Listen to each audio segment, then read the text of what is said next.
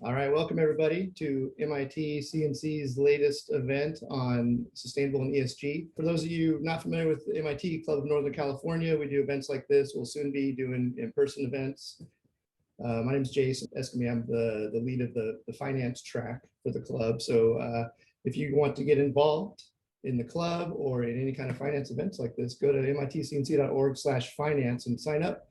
I'd love to hear your feedback, and this is a 100% volunteer-led club and event. So we always have room for more volunteers and fresh ideas. So with that, I'm going to turn this over to our moderator and organizer, Yang, who she did an amazing job, pulling this together. We started working on this last year. She, like myself, I'm in the ESG field. She's also an ESG professional.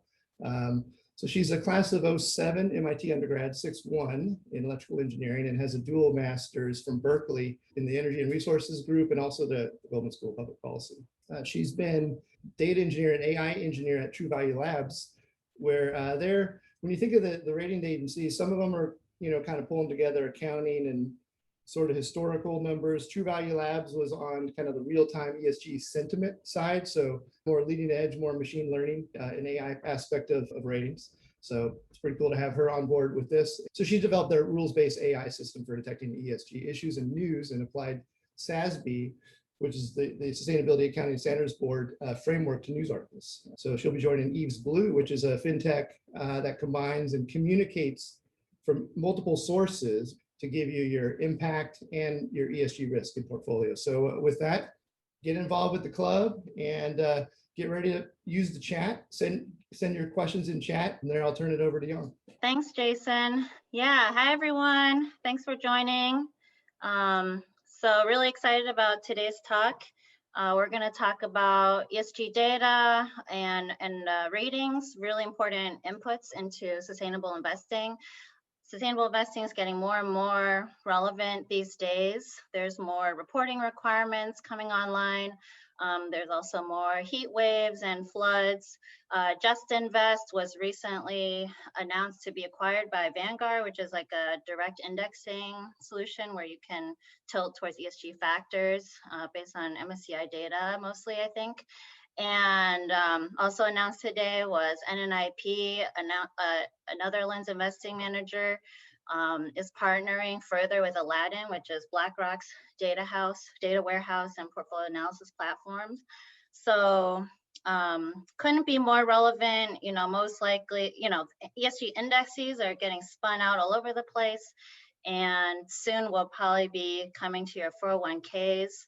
So it's both relevant to our personal lives and also probably many of your professional lives. Yeah, so really excited about our speakers. They're both really titans in the ESG field, and they are both MIT alumni, actually. Professor Rigobon, Roberto, he was actually undergrad electrical engineering, like me, yay, electrical engineers. But then he made a switch to get his PhD in econ at MIT, and he's been at MIT ever since. And Professor Eccles, Bob, was undergrad at MIT, and he double majored in math, 18, and history, 21H. So shout out to double majoring in humanities and being a well-rounded MIT student. An oxymoron. Yes. So Bob was a founder of IRC in 2010, which is the International Integrated Reporting Council, and was the founding chair of SASB. And they actually just finished merging, I think, to create the Value Reporting Foundation, which is like advising sustainable standards. Anyway, he'll talk more about that. And he actually was a board member of Truvalue Labs, and he was a board member of Arabesque, which is a ESG hedge fund. And he was a professor at Harvard Business School. Now he's at Saïd Business School, which is at Oxford. And anyway, very involved with standard setting, metrics, materiality, and I guess ESG activism and corporate governance for many years. And Roberto is a professor at MIT Sloan since 97, actually. And his training is in macroeconomics, focus on international economics.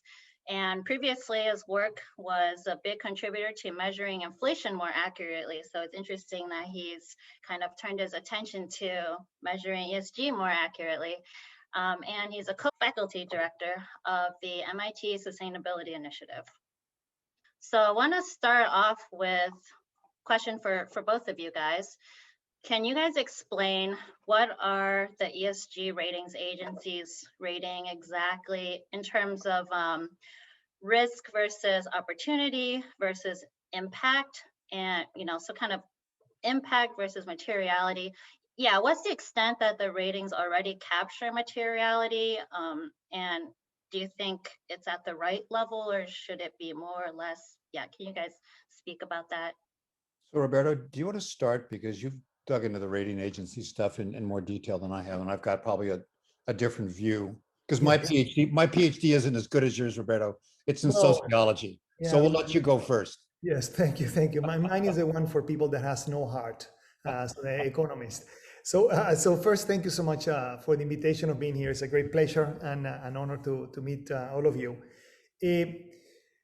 Let me put it this way: what they should measure and what they should release. No, so there is something that is the risk that a company has for any environmental or social outcomes that take place. So that's kind of the risk aspect of being exposed to water shortages, the environment, storms, etc. So I might be a firm that is having no impact on the world. I have zero CO2 emissions, but I could be very, very much affected by regulation or the events. That's the risk part.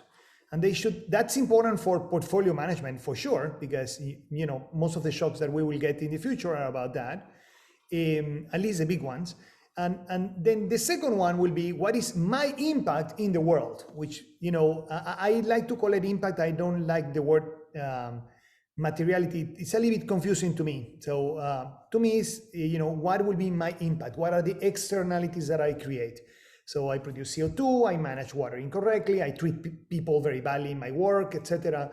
So I think that unfortunately, the ESG ratings are combining these two. There are some attributes that they measure a little bit of risk and some attributes that they measure a little bit of impact.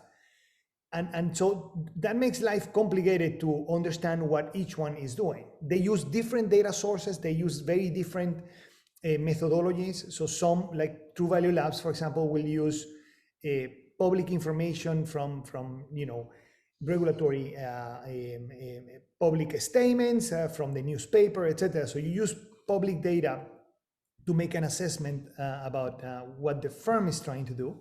Others will use surveys. So you imagine that if I'm doing a survey, the data source and the questions that I could ask are very different. So in fact, there would be something really good, which is to collaborate, so that we can actually take all the data from all of them and classify them and say, well, this looks like risk, this looks like impact. And by the way, you as an investor or someone that is managing assets, you care about both, but you care about both for different reasons. So I would like to know what it is.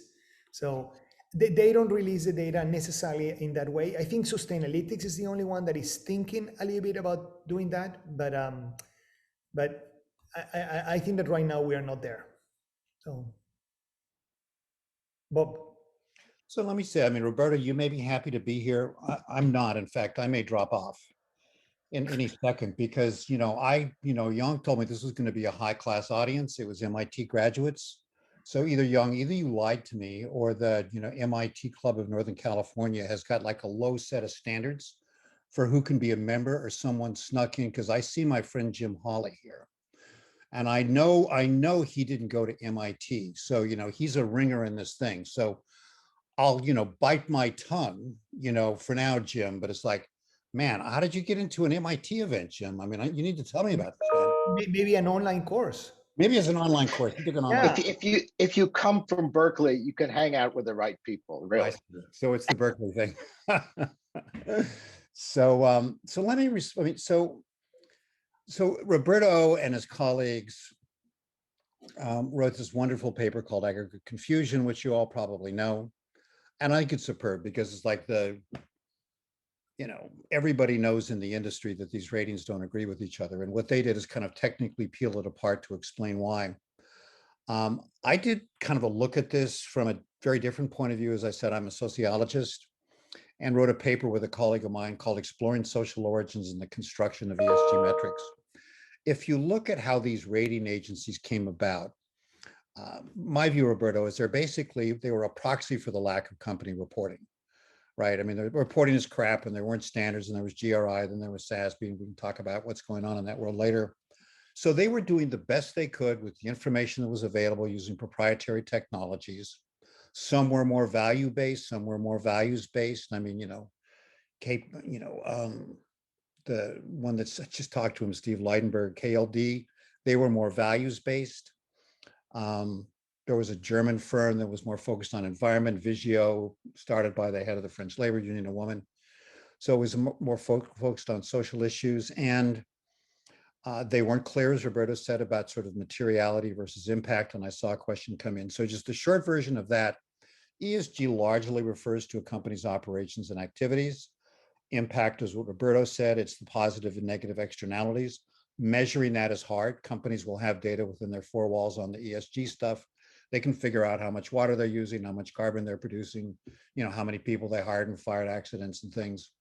Impact is contextual. And if you look at what Truvalue Lab does, they started out, and Jim can explain how they do it, but basically AI and artificial intelligence and all this fancy MIT stuff that people in course 6 would know that I wouldn't.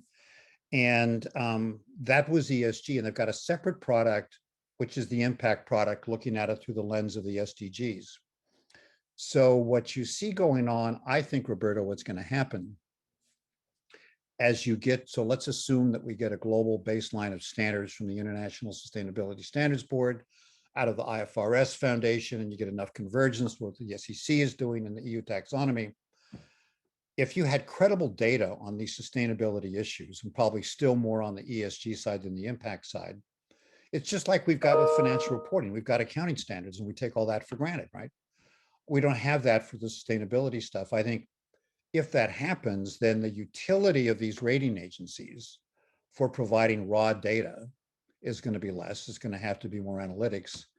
And the sophisticated investors, they don't really give a shit what MSCI or Sustainalytics has to say, right? It may go into passive products that are very simple, but they're increasingly looking to form their own view with data from the company and then kind of fusing these silos between the first-class citizen portfolio managers and second-class citizen ESG and proxy voting people. So we're at a very interesting point in time, both for the evolution of the rating agencies and to get a global set of global standards for sustainability reporting. And I think that changes the game for the rating agencies, is my view. Roberto, I don't know. What do you think? I agree. It is a case that it was a very organic evolution. So they all started being very simple, no? So which sectors you don't like? So, and it was clear, and I don't like CO2. So, it was very clear how we started. And then I always imagine that this is like people playing golf and they are telling each other like, wow, I hate electromagnetic field pollution. This is something that you should actually measure. Yeah, let me actually put it in the survey. And then another one said like, you know what? I heard that in Hollywood there's women issues, and let me put that one as well. So it was totally organic, and I think that you're right. I think that rating agencies are a fundamental part of the solution. So I am more optimistic. So regardless of how we create these standards and construct them, someone needs to understand the details. So when you actually look at all the attributes that we care and how they are evolving and how they are expanding through time, we better have an expert. We better have someone that is an expert that devotes the time to understand very important aspects that the society needs to make choices. So, if I ask you two things, poverty versus COVID infection, that's a tough choice. We would like to actually find a country where you do not increase COVID by your action and do not increase poverty by your actions, and people are not infected by COVID. That was easy to do in Germany, very easy. That was extremely difficult to do in Peru. And in that sense, it's a real trade-off that the society have to face. And we are going to face those trade-offs with these hundreds of different attributes and categories. So I need someone to understand exactly what they are, and that is the role of these rating agencies. So I do think that there's trade-offs they face, but let me ask you this. So, and you've written about this in your paper. Can you imagine the same degree of correlation consensus getting to this point with the rating agencies like you've got with the credit rating agencies? I mean, for the most part, they agree quite a lot. Yes. You think we'll get there with the rating agencies? Should we even want to get there? I mean, what do you think of that?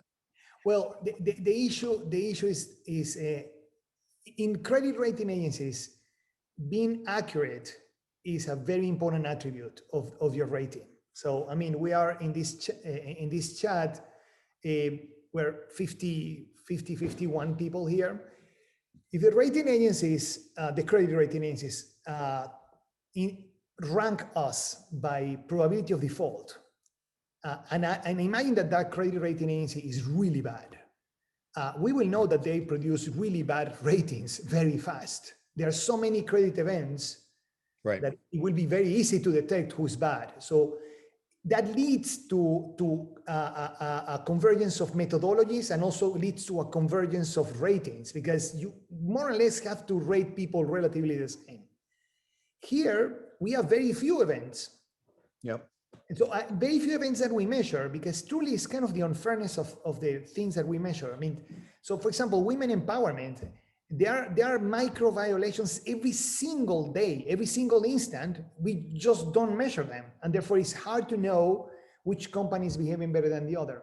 So here, I think that understanding the procedures of the data collection are important. So I do think that we need to get better agreement, truly, Bob. They are very correlated. So I just want to clarify two things. They are way more correlated than what people thought they were. And in fact, the correlation is improving through time. But the second one is, given the issues that we have, we need to have far more agreement about how we collect the data in a more open way, because I think we cannot wait until some human trafficking has taken place in the supply chain of a company, in a multinational, to realize that was a possibility. So these are issues that are either criminal or borderline criminal. I mean, to me, CO2 emission, and this is my personal view, CO2 emissions is a very criminal act. We're just killing the future kids. But even though it's not criminal, to me, it's at least borderline criminal. This we need to measure better. We cannot wait until the accident takes place. So that's kind of, by the way, Bob, you have been trying to get them together to agree and share data and opinions. So like you want them to say, so you want them at the end to say, can you sit in the room and tell me how will you measure CO2 emissions scope 3? Can we just find what is the best available methodology? We implement that one. And then that's the difference between the standard setters and the rating agencies, right? Exactly. And there's a question in here where, look, I mean, it's a good point. Getting to complete consensus isn't necessarily the goal. I mean, really sophisticated asset managers, they buy all these data sources, and Jim Hawley would be able to speak to this, and they're looking for signals in the differences, and we can get into that maybe a little bit later. But the rating agencies aren't going to set the standards by which anything would be reported, right? Carbon emissions or whatever. So I think they would benefit if there were standards for carbon emissions, and those you can report on. The events like human trafficking, that's different than carbon emissions are happening all the time, right? Human trafficking is going to be a process or an event. If companies are doing it, they're not going to report on it. In the UK, you've got the Modern Slavery Act, so they're putting pressure to the board to say, you need to be looking into it. You could probably get, and because whether it's reporting or whether it's rating agencies, those are on an interval basis every quarter, every year. The stuff that Jim is doing at Truvalue Labs now at FactSet, potentially can pick up signals around human trafficking before either a rating agency would, Yep. or even if you had a set of standards from a company reporting on it, right? Yes, and I agree on issues like human trafficking. The collaboration is not only with the rating agencies. We have law enforcement and NGOs that certainly have better data, and we could actually get better signals. So yes, I agree. There's a lot that can be done there. Yeah, I think it's yeah. Yeah, so I have a question about, you guys were talking about, needing more transparency, from the ratings agencies and maybe be able to get more of the smaller, more frequent signals. I know, Roberto, you have done some studies, with for treatment of women. I think you did some experiments on that. Do you recommend companies, can you describe that? And also, do you recommend companies really do that and then have to report on that, the results of that? Yeah, can you talk about that? So let me describe the experiment first, because it's extremely intrusive. So it's not, I don't think that it's truly reasonable to expect that this can be scaled, okay? But what we are doing is trying to measure interruptions. So it happens to be that different cultures have different practices of interruption. So, Japanese and Germans and the Dutch, they do not interrupt a lot. They interrupt, but very infrequently. Italians are genetically designed to interrupt even themselves. And therefore, by transitivity, Spain, Latin America, we interrupt like crazy. In fact, we will never allow a person to finish a sentence. It's like a waste of time. We estimate what you are planning to say, and then we interrupt. That was great, Roberto. Thanks very much. I see your point. Exactly. So what is interesting is that we put microphones on students that were in teams working in the summer, and we measure the interruptions. But then we found that yes, the Germans interrupt less, and that the Japanese interrupt less, and the Latinos interrupt a lot. But what was interesting, that independently of the nation, the men interrupted the women 4 times more than they interrupted their men. Now, these are students, roughly the same ages. So I remember when I was explaining this to the students, I said, well, I am genetically designed to interrupt. My grandfather is Italian, my dad is Argentinian, my mother is Spanish, I am from Venezuela, so I will interrupt, but I was not genetically designed to interrupt women more than men. And what is truly amazing is that when you return that signal to the student body, they immediately change their behavior. I did another example where I was, so in my classes, there are debates. And so what I did, instead of me calling the next person to talk, I allow the participants to choose. So I choose Yang, and I said, well, tell me something about the case. You say something, and then Yang will call the next person. And then that one, the next person, next person. Men call men. And by the way, my TAs were just measuring the number of hands up and who were there. We were videotaping and actually getting the hands up to know how many hands are men, how many hands are women. If you are truly randomly allocating the questions, you know the frequency about how many men and how many women you should have called.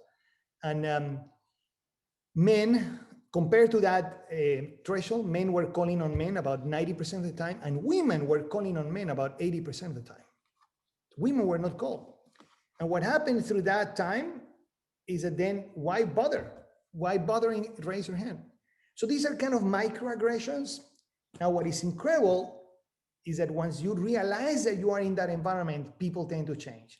I think this has 0 chance of making it to a company. Let me just... Maybe we can get it in. Come on, Bob, get it in, SASB and ISSB. Fascinating. I mean, it's not surprising, but the extent of it is amazing. And it's, but you see, this also is what gave me hope. You see, Bob, when I told the stuff about the cold calling, it was on the third class that it was so bizarre. I didn't need more than 3 classes to say like, wow, give me a break. No, I said like, it was that number on the 90s and 80%. And in my class, there were 40% women. So what was truly amazing is that I said, guys, this is your behavior. And the immediate thing that happened is that they assign one person every classroom to point to whom they were calling. and by the end of the semester, that person was irrelevant. They have changed their culture, they have changed their behavior. And then, they were, randomly, it was not 50-50, okay? I did never expect the 50-50, but it was more reasonable than how we started. But what you were doing in that experiment, Roberto, is very interesting. So there is an analogy to corporate reporting. It's not perfect, but you were basically collecting data, making the data available, having people reflect on it and then change their behavior. Yes. So in a corporate context, that's what reporting is supposed to be about, whether it's financial reporting or something else. You report the number, the investors say that's good or bad, or if it's sustainability stuff. A close analogy, it's not perfect, but as you probably know, US companies have to report employee data under this EO1, rule to the department. I guess it goes to the Department of Labor, but it doesn't have to be put in the public domain. And it tells you sort of what the distribution of the population is across, kind of worker level, middle management, upper management, whatever it is, by race and by gender. And, there's a lot of people that I know in the investment community saying, we just want that data put in the public domain, which you couldn't do in Germany because of privacy laws. One could see how if those data were reported, and there's companies that I know of through secondary sources who don't want to report it because like there's so few people and in various minority categories, they don't want people to know. If you had to put it in the public domain, then someone goes, what's going on here? Let's have a conversation about this. So getting these data out there so that you can kind of have a conversation based on evidence is really useful, and that's what you did in your experiment, right? Yeah, so maybe this is my connection to Young. We were engineers. We want to solve the problem. Like this is so I.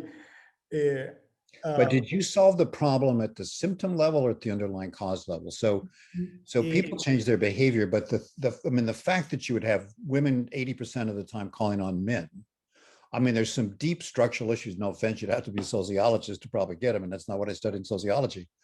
Like, did you have a conversation with the students about why they thought the data were what they were? Yeah, in fact, actually, the conversation happened after I showed them the data. I didn't have to conduct anything. So kind of in the class, instead of actually teaching that class, it was so bizarre, the number, that I said, I have something to share to all of you. And I said, this is what we have been measuring. This is how you look. And then immediately people said, started a reflection. There was a lot of apologies. So people said like, sorry, I didn't know I was using that, which is a way to understand that your behavior is inappropriate. I think that 99% of people are good people. We're just in a bad environment. So we don't know how damaging our behavior is. And we just replicate the behavior of the other. Makes a funny joke that sounds funny the first time. And the 30,000th one is not funny anymore. Yeah. So it's just, I do think that it's a great, I am not a psychologist, so I don't know what was changed. But like you, I could not believe that the women were calling only on the men. And what would when you had the conversation with the students, what did they tell you that happened? What was their hypothesis? Well, the women they didn't give any explanation other than, everybody's calling on men. Mm-hmm. But I think this is after the fact. And again, I think it's very difficult to do like a therapy session with that data. Okay, so it's hard to start a therapy session on that data. Okay. I actually liked that the men were first saying, I'm sorry. But then people thought about, okay, how do we change this? So these are MIT students. So they have all equal brains and contribution. So It's interesting. I teach in all my classes aspects of discrimination. In macroeconomics, I talk about discrimination. When I teach statistics, I talk about discrimination. When I teach sustainability, I talk about discrimination. So there are different facets of this that affect the society. We all know that this is bad. What do the people that discriminate has to gain except, feeling powerful for a second? It's hard for me to understand. So I tend to talk about all of this in all of the sessions. So they kind of expect me at some point in time to raise this point. So I think that they were expecting that. So when it happened, they did it. The idea why that occurred to me, Bob, was once there was a team of 4 women that they were raising their hand to make a comment about the other team. Nobody pointed to them. And then at some point in time, one of them just yelled at the class, with a swearing, saying like, when the hell are you going to call me? and I turned myself, I said like, what? I didn't see that your hands was up. And I said, sorry, I didn't see your hands were up. I said like, nobody saw it. That's what she said very loud. And I said, oh, this is something I can measure. So actually I wanted to follow up on your comment about, you working it into your macro classes. Like in general, and also previously you just said that, there needs to be experts digging into the raters, what they're doing exactly, blah, blah, blah. So are macroeconomists the right people? Where are the experts that are going to force the raters to be more transparent and all that kind of thing? Do you think the macroeconomic discipline is going to take on, ESG measurement more, since it is a systemic risk and economists are supposed to be measuring that kind of thing? No, wow, what a great question. No, I don't think the economies are just I don't think economists are the profession that will take care of this. This is very multidisciplinary. So you need a computer scientist, you need a psychologist, you need a sociologist, you need a programmer, and you need an electrical engineer, apparently. Yeah, or electrical engineer. So, but you need, this is very so it is an interesting question. The profile for the person that will have the knowledge to go into one of these dimensions deep enough, I don't think we're educating those individuals. I am an accident that I'm an electrical engineer and an economist at the same time. It's just an accident that I couldn't find a good job as an electrical engineer. So it just, but you see, what happened, the approach of engineers need to be modeled by a sociologist when you're dealing with this, or a psychologist or social psychologist. If you want to, it needs to someone to understand the matter, because otherwise it's just, we will not get there. So yeah, I am just an accident. I'm not sure. Bob, what do you think? Yeah. I'm not sure it's the problem to solve. So look, if I was smarter, I'd be a pure mathematician today. I just wasn't good enough. So I had to find, plan B was to become a business school professor. So here we are. Man, the kids that were in 18, like the ones that could become, they were so much smarter than I was. It was scary, but I was jealous. The rating agency thing, getting them to be more transparent about their methodologies, maybe. They're commercial enterprises, you can't expect them to do too much. I think companies would tell you they'd like them to be more responsive. When they point out errors, they'd like them to fix them. But if I had to allocate energy between getting the rating agencies to be more transparent versus getting a set of sustainability reporting standards that are of the same quality, relevance, and reliability as for accounting standards, financial reporting, I mean, that's where I put my energy. It's where I'm putting my energy. I know the rating agency people are my friends, all the usual bullshit, and I like them, but you're going to move the needle a lot further by having standards that are going to be reported by companies that can get positive assurance, that can fit into the work that people that Roberto do and people that, are in finance and investment management. They're going to use those data a lot more. They're going to use rating agency data, even if it's transparent, right? Yeah, so I agree. When they asked me, what should a regulator do? I said, reporting. So just get reporting. We will take care of everything else. Here, there is something good that could happen is that so one of the things what I think the rating agencies are pretty good is that the competition leads to innovation on the measurement. So what I just described, I don't know how to do this in a non-intrusive manner, but maybe somebody will figure it out. So you see, my point is, so one of the beauties of having the rating agencies understand what you need to report, for example, but then finding better ways to get the same report more accurate, more timely, etc. That competition is something that can happen within the rating agencies. So we have a minimum reporting, but they can always improve upon that. So I need the competition. This is by the way, this is too difficult. I'm pretty sure 10 years from now, if we list the things that matter to the society, are going to be different from what we have today. So we need someone to be very dynamic, and regulators don't tend to be dynamic. So I need this to happen kind of as a standard that puts minimum reporting standards. Regulators tell people you need to report, and then the private sector does all the innovation, the additional innovation. And hopefully some of them are so good that it becomes a standard. So if you think about it, kind of, we need to do faster what accounting took 100 years to do. No, it's got to move faster. But let me ask you and Yang and then Jim, because the rating agencies are basically a human body-based business. They've got, 200 people, little analysts that sit in boxes and they collect data and stuff. Then there's like the stuff that Yang was doing with Truvalue Labs. You're familiar with this. Like, what's your take on the role of basically a very different approach to assessing a company's sustainability performance, scraping the internet, using AI and big data? You're the scientific advisor to Context Labs. I haven't talked to them in a while. I think what they're doing is fascinating, trying to get asset level data. So maybe you could talk about that a little bit, because there's completely different business models out there using very different data sources that are a much more real-time basis and more granular. So maybe you could speak about that a little bit. So that's the part of the competition that I think is valuable. So let me say a little bit what my thinking is. When I think about ESG truly, and I pick one subject, so like let's think about only one subject, like water management or water usage. I always think that there are three things that are important from the ethical point of view. What do you say that you planning to do? What are the procedures and the actions that you take, and what are the outcomes?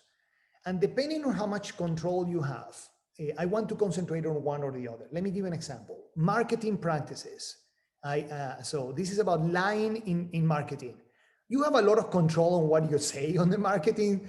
So I would like to concentrate on outcomes. Did you lie or not? Period. That's very simple. But a cosmetic company that produces a product that is misused by the citizens for other purposes, that's a difficult one. It's a difficult one to control, that people will misuse a product. I need to provide education, but it's hard. So here I want to pay attention, not necessarily to the outcomes, but to the statements or procedures, depending on how hard this is. So I think that depending on what we want to do, there are different methodologies. For outcomes, going to the news, web scraping, that's a very good source. You see, Bob. So environmental accidents, let's web scrape them, because they are daily, they are reported, they have to be reported within 3 days of the accident. Let's construct a database for all the accidents about flares in oil. So that's what Context Lab is doing incredibly successfully. But it's an outcome. We need to understand that is an outcome. There are many Truvalue is a little bit of outcomes and actions, you see? This lies between the two. So when we collect outcomes, doing web scraping and doing these big data techniques tend to be incredibly good. To understand the procedures of the companies, I think that's small data. Let me put it that way. That is actually having access to management, to understand what the procedures are in practice, not the ones that are written in the books, because I don't think any company says like it's okay to discriminate against African Americans here. But what is de facto happening? And that one needs access. Is a little bit less about big data, is more about access. So I think that is what Context Lab is doing is extremely good, and they're doing a great job about collecting that data on the outcome side. And that business model is different from the one that has kind of the focus group that goes to the company to understand issues that, you know, are really, really hard to measure. So and by the way, the outcomes are kind of a little bit out of the control of the company. So it's a great question.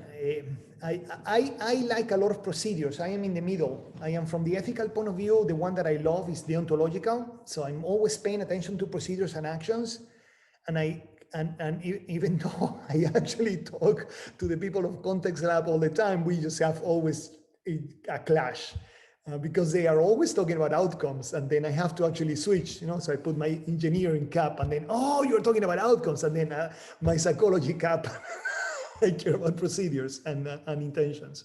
Well, and the other point, I mean, I think it's a good sort of step that you described those three, but then there's also outcomes relative to targets, and people are getting confused about standards and targets. So people go, science-based targets initiative, is that a good thing? Sure, it's a good thing, but it's not a set of standards. So what that does is it gives you a scientific basis to say, here's what we would expect you to be doing.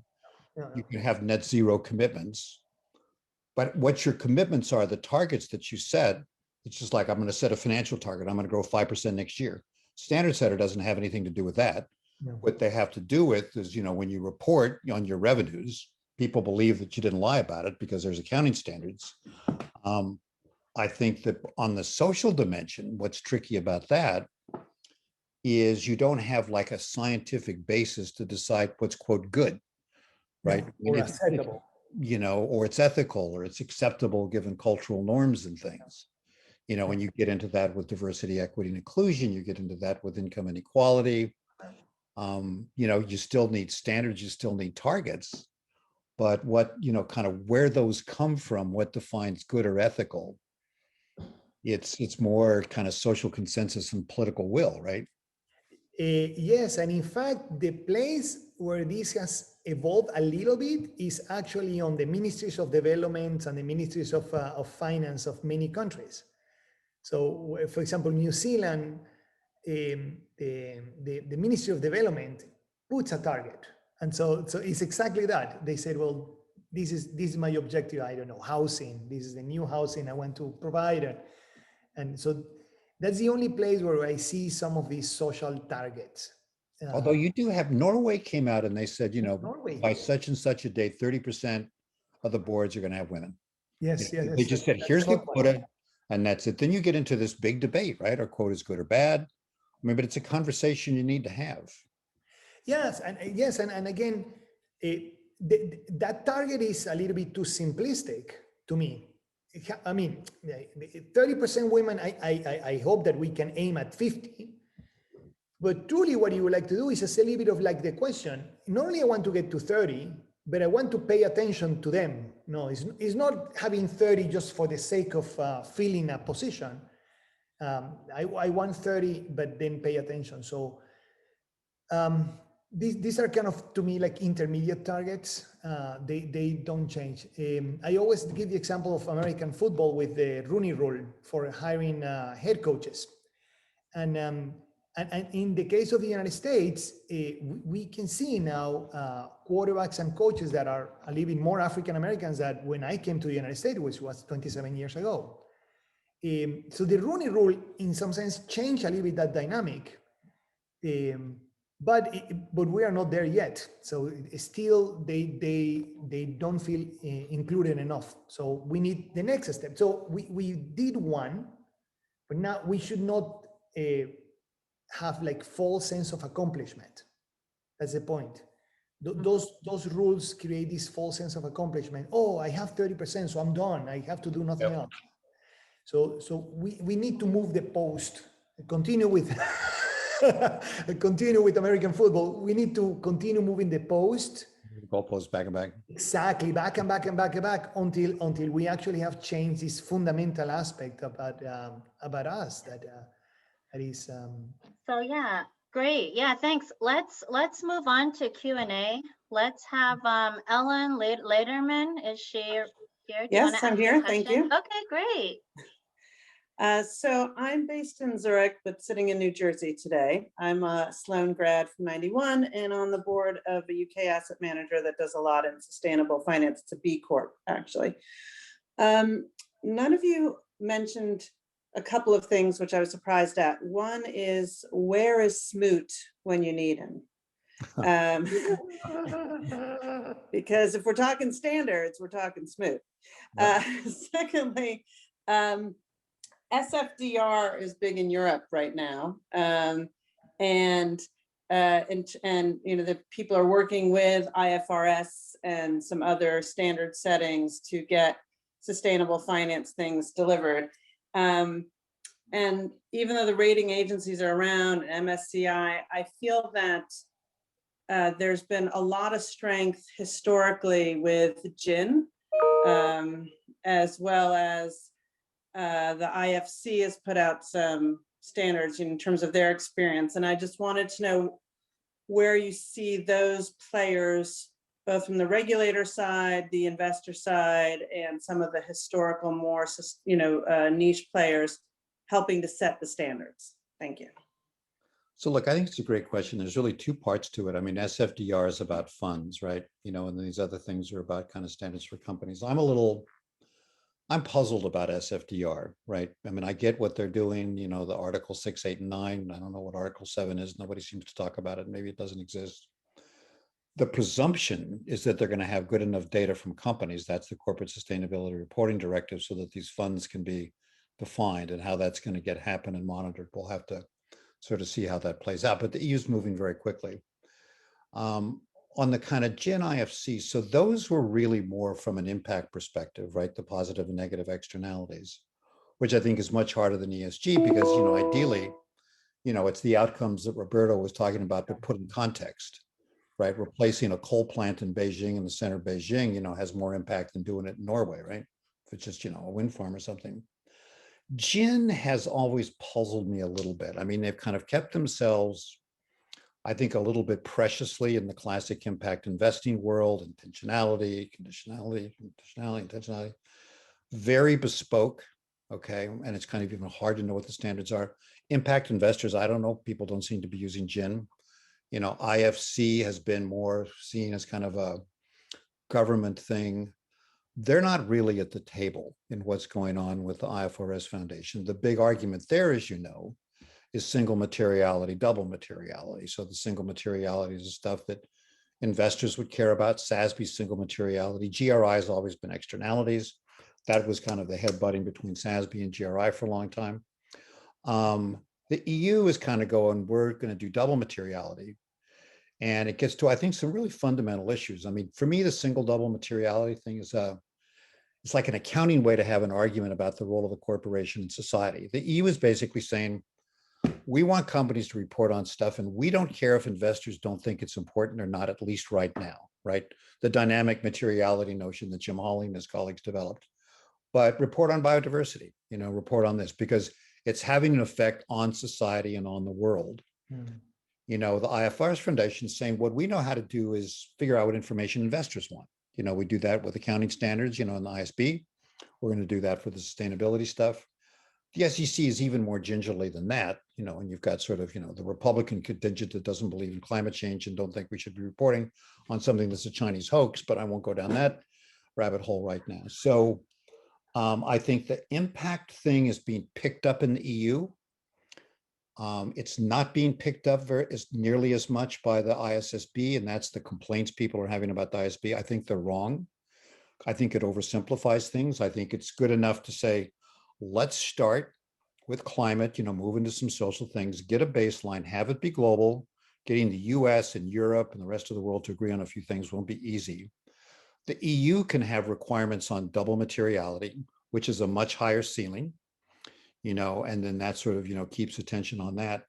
And what I'm interested to see, and I know S&P is working on a report on this, is that right now the corporate community is all in a snit about, you know, what the SEC is doing. And I hear rumors the Chamber of Commerce is going to sue them, like our national pastime here, right?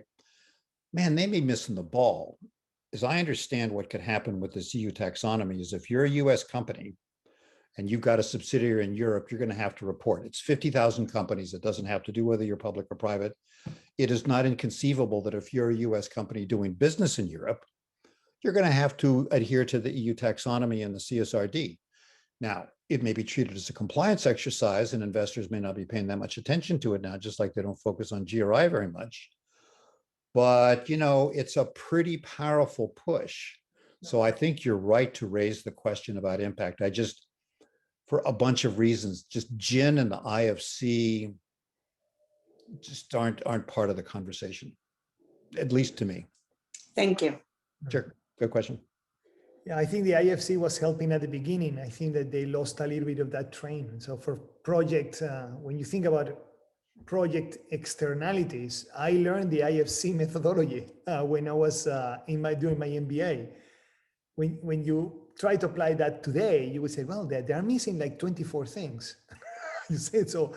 So I think that's it's hard for them. That's why I need a competition. We need to substitute. So.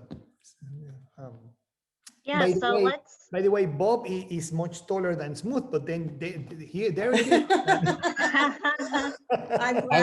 I lived in a fraternity in Back Bay, and I remember walking across the Harvard Bridge in January, freezing to death because I didn't have 25 cents to take the bus.